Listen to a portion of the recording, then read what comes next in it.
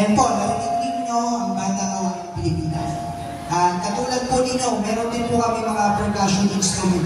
Isa po sa ating napakinggan ay ang isa sa mga original na gawang Pilipinong instrumento. Tawag po namin dito ay kalabog. Na pinapalo po ng rubber slippers or chinelas po. Hinulma po siya para matamaan po yung mga lupa. Ang kalabog po, sa pagkakalam po namin lahat ay nanggaling ang salitang kalagong sa unang dalawang silabol ng pangalan ng aming founder and instrument maker na si Sir Sigfredo Calabig. Kinuha po sa kanyang apelido ng Calabig. So Kala, and yung sound po na kinecreate niya, yung gong, kaya kalagong po.